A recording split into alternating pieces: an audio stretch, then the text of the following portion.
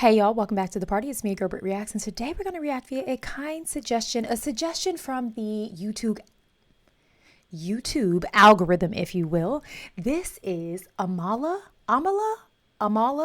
EKPUNOBI talking about Blake Lively suing Justin Baldoni for SA and online attacks.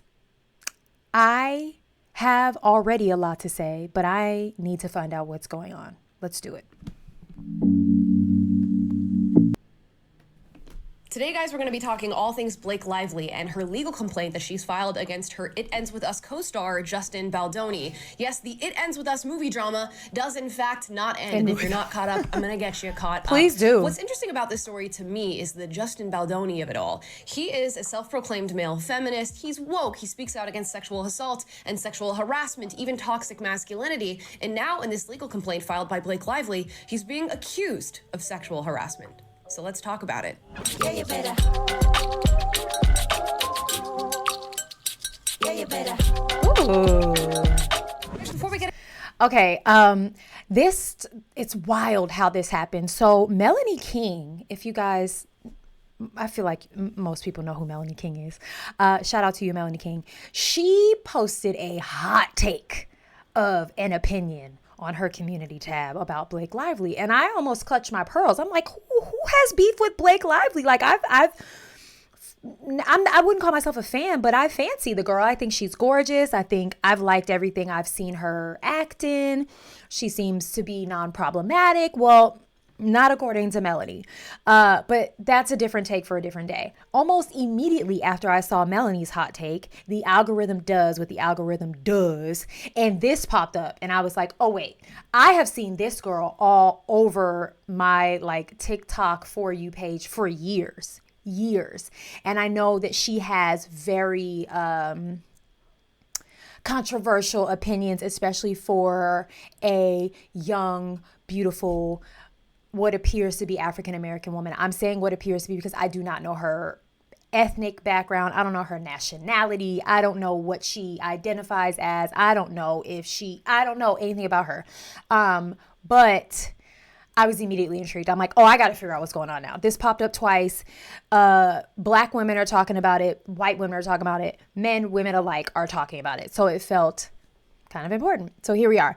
I also just want to give her a shout out. She's gorgeous. Her setup is stunning. Her intro is amazing. I love her sleeve. She's ripped. Like, shout out to you, girl. Her little space buns are so cute. Her makeup is cute. Like, you just got to give flowers where they're due.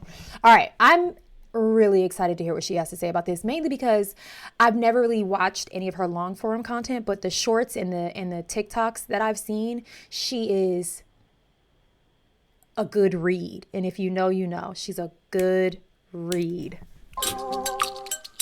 Yeah, you better. Yeah, you better.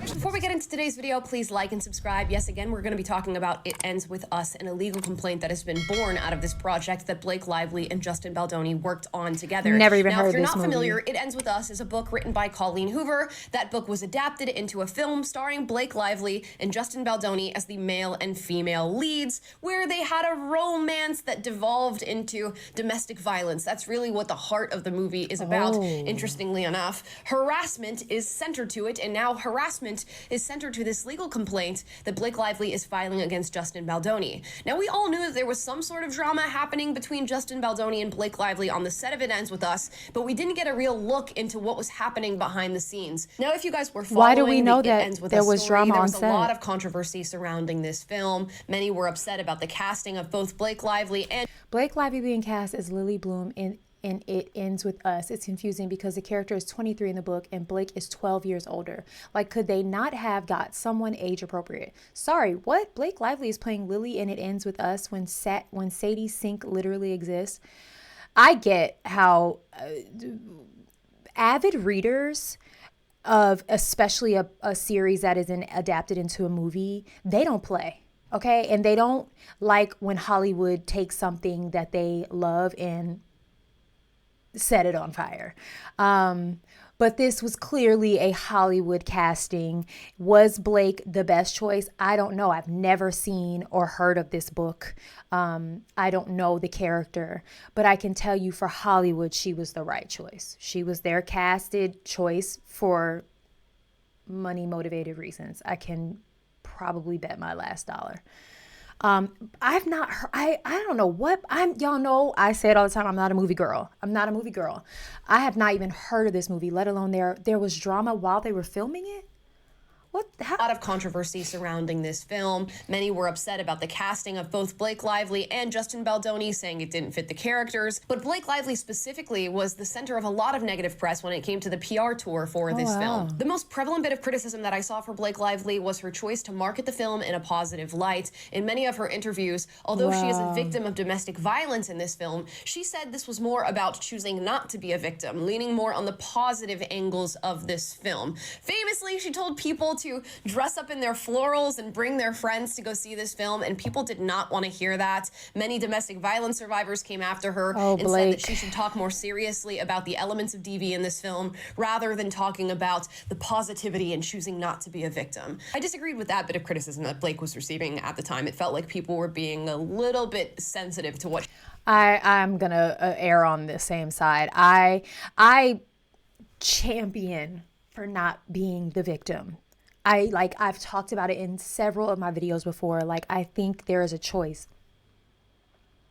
You can be a victim and not lean into the victimization of it all, right? Like, never taking away from anyone who has been victimized in any way, in any category.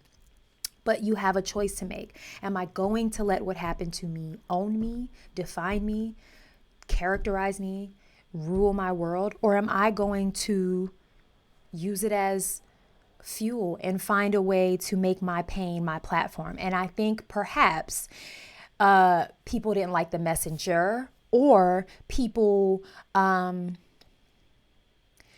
maybe she could have worded it in a better way rather than come put on your florals. But I get where she was coming from with that. And I don't think that's a bad message. I think she was trying to say to women who are victims to be empowered by this film and come wear your best and come feel supported and feel sisterhood.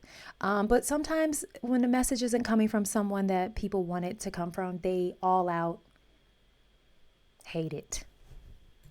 A bit of criticism that Blake was receiving at the time. It felt like people were being a little bit sensitive to what she was saying out on the PR tour. But she was also criticized for promoting a hair care line at the time when it felt like maybe an insensitive thing to do. Also, old interview clips of her started circulating on the internet where she was labeled as a mean girl for apparently not treating the interviewer with respect. And if you're wondering why I'm recapping all of this, you will know in just a little bit. Needless to say, there was a lot of tension and controversy surrounding It Ends With Us, but nonetheless, the movie came out and it performed well. Now, fast forward to a few days ago where Blake Lively actually launched a legal complaint against Justin Baldoni that illuminated what was actually happening behind the scenes, or at least what was allegedly happening behind the scenes, that might have created a rift between these two individuals. We're going to read from Time magazine. It says here, Blake Lively has accused her It Ends With Us director and co-star Justin Baldoni of sexual harassment on the set of the movie and a subsequent effort to destroy her reputation in a legal complaint.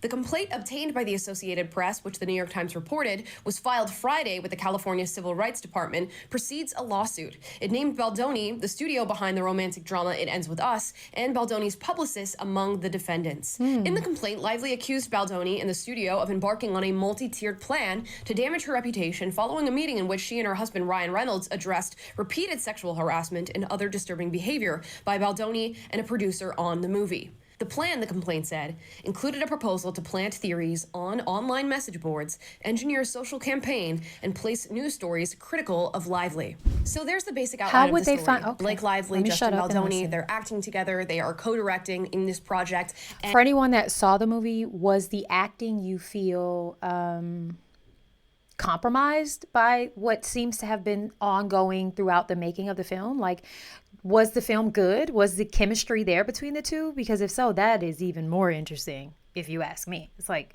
y'all were going through all of this and still somehow, well, the movie was, she said it went from being like lovey-dovey to essay. So I don't know, maybe Blake Lively, Justin Baldoni, they're acting together. They are co-directing in this project. And apparently Justin Baldoni was sexually harassing her at the time and creating a hostile work environment. They apparently had some sort of meeting about the sexual harassment and the alleged hostile work environment while on set. Lively came with demands for Justin and his producer, who's also worked with him on other projects. We'll get to that in just a moment.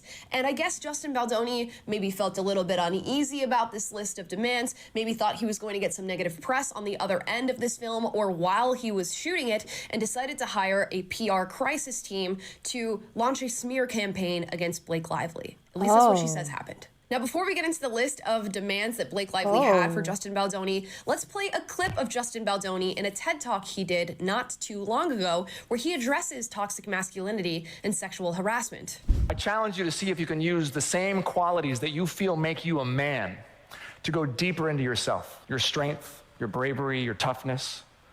Can we redefine what those mean and use them to explore our hearts? Are you brave enough to be vulnerable, to reach out to another man when you need help, to dive headfirst into your shame?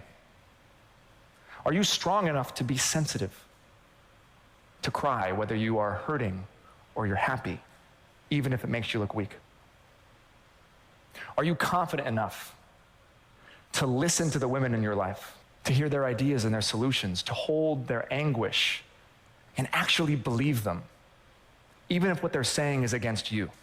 And will you be man enough to stand up to other men when you hear locker room talk, when you hear stories of sexual harassment, when you hear your boys talking about grabbing ass or getting her drunk? Will you actually stand up and do something so that one day we don't have to live in a world where a woman has to risk everything and come forward to say the words "me too"? This is gonna be really awkward. Yeah, this is crazy, because if even an ounce of what Blake is accusing him of is true, well, he's a good actor then. I don't know what else to say. Anyone else in the room distracted by his Superman, Clint Clark good looks? It's just me. It was just me. It's always just me, isn't it? I'm the only one who's going to admit that, like, a part of me was really struggling to pay attention, because I'm like, the man's jaw is chiseled. His hair is so perfectly pomaded to the side. It was just me. Okay, back to you. If these allegations are true.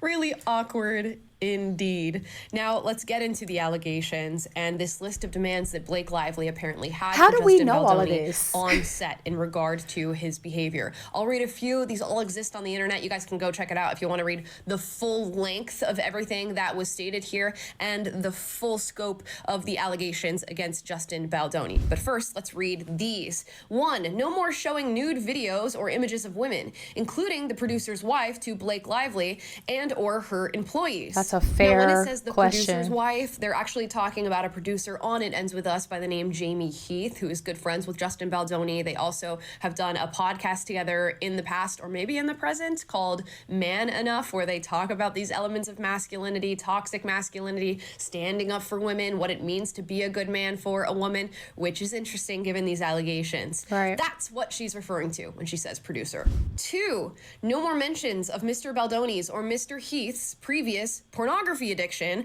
or Blake Lively's lack of pornography consumption to Blake Lively or to other cast members. Okay, I have 2 questions. 1, you're telling me she either completely made these demands, these issues, which then birthed these demands up, or they actually happened, one or the other. And per Miss Melanie King's point of view, she thinks Blake is full of crap. I don't know. I hate to just pick a side, because what happens is the people who pick the wrong side in the long run end up looking so stupid. And then, like, it's just like, why did you even get involved? It's not your life. I don't know, but it is odd to me. This is so specific. My other thing is Blake, if I'm understanding right, Blake's husband, Ryan Reynolds, right? Kendall, that's her husband, Ryan Reynolds, right? I get Ryan Reynolds and Ryan Gosling confused, but Gosling is with Eva Mendes, right? Anywho, squirrel, he was present in this meeting with the demands, or was he aware while this was happening? Because my husband would have came and plucked me right up off that set and handled everybody on site. Hollywood is so weird. Or Blake it's such Lively's a weird lack place. of pornography consumption to Blake Why? Lively or to other cast members. 3, no more discussions to Blake Lively and or her employees about personal experiences with sex, This is wild. including as it relates to spouses or others. 4, no more mention to Blake Lively or her employees of personal times that physical consent was not given in sexual acts as either the abuser or the abused. 5, no more So instead of, I'm just asking y'all for clarity. Instead of taking these actions that Blake is alleging happened to higher up authorities, I don't know, the studio in which they were filming, she calls a meeting and says, here is a list of demands, no-nos that you can no longer do. It seems bizarre to me. It all seems bizarre to me, but I'm just like, and number 1 was grounds for me to be like, all right, we're stopping. No. But instead, she brings her husband to a meeting and says, can we talk about this? And here are my list of demands. And these demands are not crazy. No one should be dealing with this in any workplace, let alone anywhere. But to call a meeting to say no more of this with your husband to the side of you, I'll keep working, but no more of this. And these are wild allegations. I just like, again, my husband would be like, ain't no meeting. Let's go. Buy out of the contract. Let's go. given in sexual acts This is as wild. either the abuser or the abused. 5, no more descriptions of their own genitalia to Blake Lively. 8 is really interesting. No more mention by Mr. Baldoni of him speaking to Blake Lively's dead father.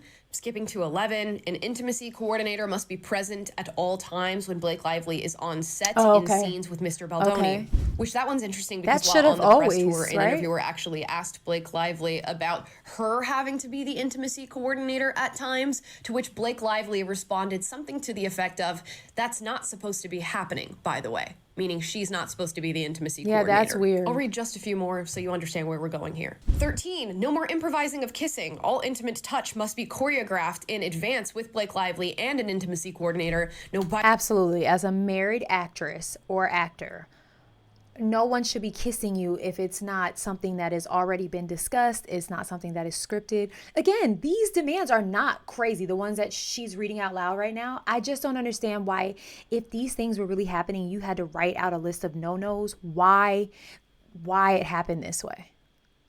Isn't this like, take this to...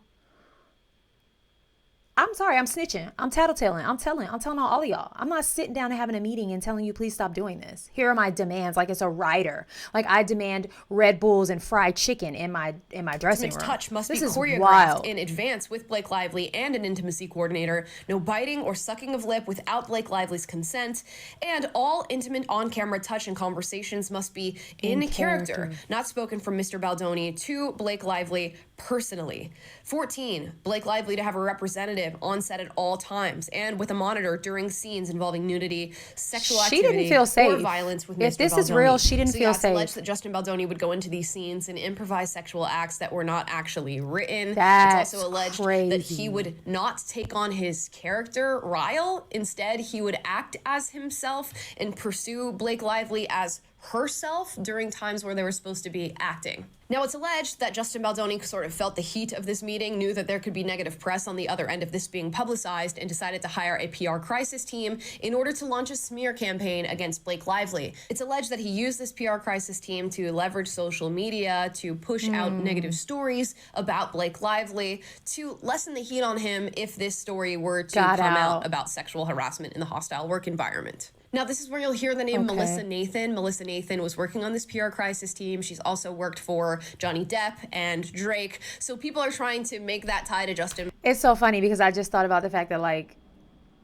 Drake is now suing everybody and their mama because he feels like they pushed Kendrick's music instead of his so Kendrick could win the battle. And then she said that he worked with, this lady worked with Drake and Johnny Depp. also worked for Johnny Depp and Drake. So people are trying to make that tie to Justin Baldoni and say, look how awful Johnny Depp and Drake are, and now Justin Baldoni is working with this same woman. That's not a clear enough case for me. And again, I don't know whether any of these allegations are true. I always believe in innocent until proven guilty, so we'll wait to see what happens with this lawsuit. Nonetheless, let's get filled in. Now, in this legal complaint, there are screenshots of text messages between Justin Baldoni, Melissa Nathan, how did they get publicist, screenshots? where they discuss how they want Blake Lively to be perceived by the public and how they want Justin to be perceived by the public. In this text screenshot, Justin Baldoni allegedly sends a photo of a thread he found on X about Hailey Bieber, discussing her in a negative light. And he says, this is what we would need. He's referencing what they would need to find on social media about Blake Lively, what they would want to push on social media about Blake Lively to get her discussed in a negative light. Now, to that, somebody responds, yes, I literally spoke to Melissa about this on the break, about what we discussed last night for social and digital. Focus on Reddit, TikTok, Instagram. There are also conversations between Jennifer, his publicist, and Melissa, this PR crisis manager. Now, Jennifer says, so are we in the clear now? Did we survive? Melissa responds, we survived. All press is so evil. Overwhelming. This is We've evil. confused people. So much mixed messaging. It's actually really funny if you think about it. Jennifer responds, the narrative online is so freaking good and fans are sticking up for Justin, and there literally has been no pickup of those 2 articles, which is actually shocking to me. But I see this as a total success, as does Justin. You did such amazing work. Melissa Nathan responds, narrative is crazy good. So did you. The majority of socials are so pro-Justin, and I don't even agree with half of them. LOL. It's not looking good. Again, I'm going to reserve judgment, but it's not looking good. Now, many people... Did Melanie King read this stuff before she wrote that? Whoa. First of all, how'd they get those texts? I don't know. That's crazy, though. I mean, it's giving frame. And that's just so evil. It's evil. That's just so evil. All because he didn't want... And this thing wouldn't have gotten out if perhaps, I don't know. LOL. It's not looking good. Again, I'm going to reserve judgment, but it's not looking good. Now, many people have come out in support of Blake Lively in the wake of this legal complaint being launched. Even the author of It Ends With Us, Colleen Hoover, has come out and said this in a statement. Blake Lively, you've been nothing but honest, kind, supportive, and patient since the day we met. Thank you for being exactly the human that you are. Never change, never wilt. Previous co-stars of Blake Lively have also come out in support of her after this legal complaint. It's also been announced recently that Justin Baldoni was dropped by his talent agency, WME, following these allegations. So the tide is definitely turning in a specific direction here. Now, I will say this again. While it doesn't look good for Justin Baldoni, I am always innocent until proven guilty, so I'll be interested to see how this lawsuit pans out a ways from now as they go through all the different elements of this complaint and Justin gathers evidence while Blake gathers hers. What I actually find really interesting is the juxtaposition between Justin Baldoni's public persona and some of the allegations against him that are made in this legal complaint.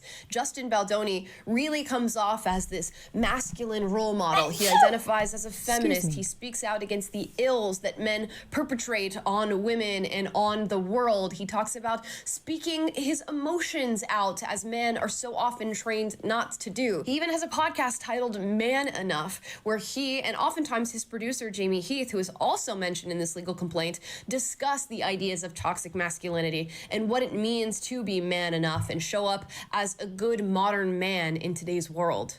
And if these allegations do turn out to be true, I won't be surprised at all. It is often the men who speak this way and try to position themselves in this way that have the most going on that they need to hide. They have skeletons in their closet. And Justin Baldoni sort of walks that tightrope of engaging with the feminist narrative and being a modern man, while also somewhat owning up to things that he has done that wouldn't be viewed in such a positive light. We actually have this clip from his Man Enough podcast. In my experience, in my bubble of social media and my fan base, I'm looked at oftentimes as like this example of like what a man can be, or like how a woman should be treated by a man, or the way that I talk about my wife, or how present I am as a father, and all of the things that social media can paint.